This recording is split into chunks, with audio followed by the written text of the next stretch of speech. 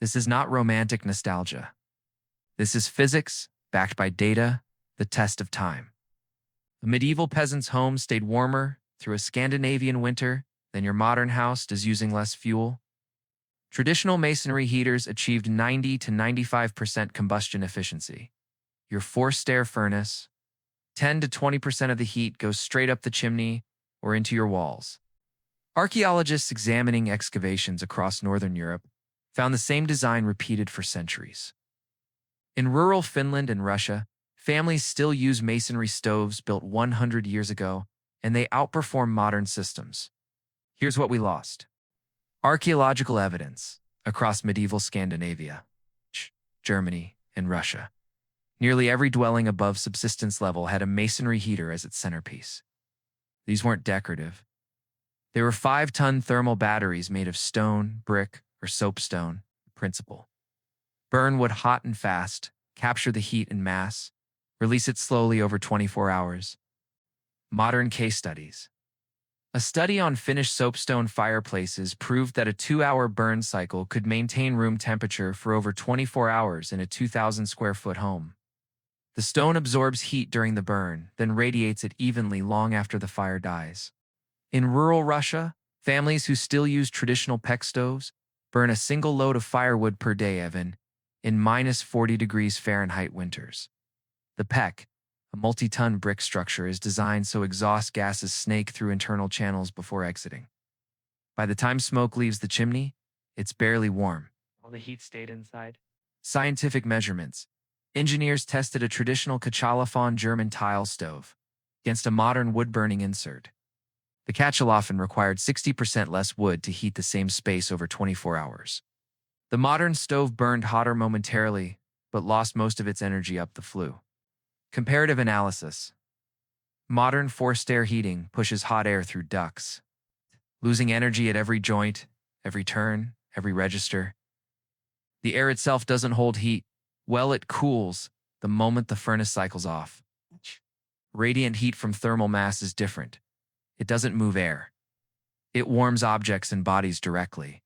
The stone stays hot. The walls stay warm. The floor doesn't freeze. Here's the number that matters. Traditional masonry heaters extract 90 to 95% of available energy from wood. Modern metal stoves with no thermal mass, 60 to 70% at best. Your open fireplace, 10 to 15%. If this system was so perfect, why did it vanish? The turning point, the death of the masonry heater, coincides with the rise of cheap energy. In the early 20th century, coal, oil, and natural gas became abundant and affordable. Why build a 5-ton brick stove that takes a master mason 3 weeks to construct when you can install a furnace in a day? Economic factors. Cheap fossil fuels made efficiency irrelevant. When heating oil costs pennies per gallon, no one cared about capturing every BTU. Convenience won. Mastery lost. Social shift. The culture changed. Heating became something you bought, not something you built. The thermostat replaced the relationship with fire. We stopped thinking about thermodynamics and started thinking about monthly bills. Architectural changes. Buildings began being designed around ductwork and radiators. Homes got bigger, ceilings got higher, insulation became an afterthought because heat was cheap. The architecture assumed infinite energy. Knowledge transfer. Master masons who knew how to build these systems died. The apprenticeships ended. The craft became extinct in most of the Western world. A few pockets in Eastern Europe and Scandinavia kept it alive, but barely. The trade-off. We traded resilience for ease. We traded self-sufficiency for dependence. We traded a one-time investment in thermal mass for a permanent subscription to the energy grid. Philosophical turn. We didn't improve heating. We outsourced it. Now we live in homes that cannot protect us without a constant lifeline to the industrial system. When the power goes out, when the gas line freezes, when the grid fails, we're helpless in hours. Medieval peasants could weather a crisis. You can't. You likely cannot tear down your house and build a 5-ton stone furnace. But you can apply the physics that made these systems work. Here are the transferable principles. Principle 1. Stop smoldering fires. Most people with wood stoves dampen the air to make the fire last all night. You are wasting fuel. A smoldering fire is incomplete combustion. You're turning wood into creosote and smoke instead of heat. The efficiency drops to 30 to 40%. You're burning more wood to get less warmth. What to do instead? Burn a smaller, hotter fire to heat the cast iron or fire brick in your stove? Then let the mass do the work. Close the door. Let the metal radiate. Don't feed it constantly. The physics. Complete combustion is the only efficiency that matters. Burn hot, burn clean, capture the heat in mass. Principle 2. Add thermal mass around your heat source. If you have a wood stove or even a space heater, surround it with thermal mass. Stack fire bricks behind it. Place soapstone tiles near, not touching the stove body. These materials absorb heat during operation and release it for hours after the heat source turns off. Why instinct is wrong?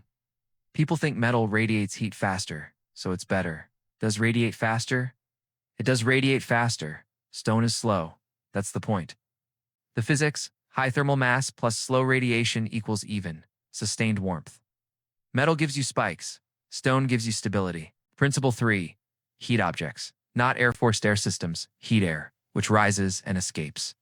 Radiant heat warms objects, which re-radiate warmth back to you. What to do? If you're using electric or gas heat, switch from forced air to radiant panels if possible. That's not an option. Place ceramic or stone objects near heat registers. Ceramic vase, a stone sculpture. Anything with mass. They'll absorb warmth and radiate it back into the room after the furnace cycles off. The physics air has terrible heat retention. The mass holds energy. Warm your floor, your walls, your furniture, not the air that leaks out every time you open a door.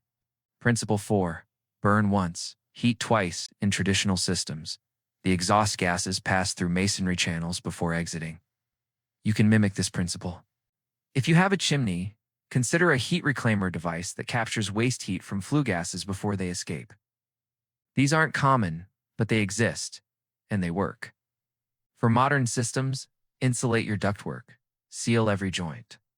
Every degree lost in the walls is a degree you paid for and didn't use. The physics, heat always tries to escape. Your job is to trap it, slow it down, and make it work for you before it leaves. Principle 5. Lower the ceiling. Metaphorically, vaulted ceilings look beautiful. They also create massive dead zones of wasted heat. If you can't change the architecture zone, you're heating. Use ceiling fans in reverse to push warm air down. Close off rooms you don't use. Create a thermal envelope around the space you actually occupy. Medieval homes had low ceilings for a reason. Less volume to heat. Every cubic foot of air requires energy to warm. The physics. Heat rises. If your ceiling is 12 feet high, you're heating 12 feet of air. Live lower. Heat smarter. Accessibility gradient. Free. Burn hotter, shorter fires instead of smoldering all night. Low investment, $50, $200. Add fire bricks or soapstone tiles around your heat source. Medium investment, $500, $2,000. Install radiant panels or a heat reclaimer. High investment, $10,000 plus. If you're building or renovating, consider a modern masonry heater. They still exist. Companies in the US, Canada, and Europe build them. They're expensive up front, but they last generations and cost almost nothing to run. We look at firewood and see a chore. The medieval mind saw a bank account. Every log was stored energy. Every cord was insurance against the cold. The wood you cut in summer was the warmth you'd sleep in come January. It was wealth you could touch, stack, and control. Lost wisdom. Comfort is not a product. It is a relationship with your environment. Our ancestors understood that warmth wasn't something you bought from a utility company. It was something you built into your home, into your habits, into your knowledge of how heat moves and where it hides. Fragility warning. We have built homes that cannot protect us without a constant lifeline to the industrial system. The grid fails, the gas stops flowing, and within hours we're cold. Ow. Within days we're in danger. A masonry heater doesn't care if the power's out. It doesn't need electricity, doesn't need natural gas, doesn't need anything but wood and fire. Two things humans have known how to make for 400,000 years. Bridge statement. The firewood rule isn't just about stoves. It's about the realization that the past was not a time of struggle and ignorance.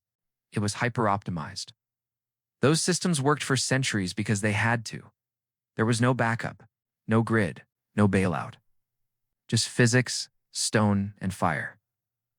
and it worked better than what we have now. Empowerment close. The fire is out, but the stone is still warm. We don't need to abandon modernity, but we should remember what we left behind and ask ourselves if we're really more advanced or just more dependent. Let me know in the comments. If you could add one piece of thermal mass to your home today, what would it be? A stone hearth, fire brick behind the stove, a soapstone countertop? If this challenged the way you think about heating or anything else we assume is progress, subscribe. This channel exists to recover the knowledge we left behind. The old ways weren't perfect, yet they weren't stupid either. Let's find out what else we forgot.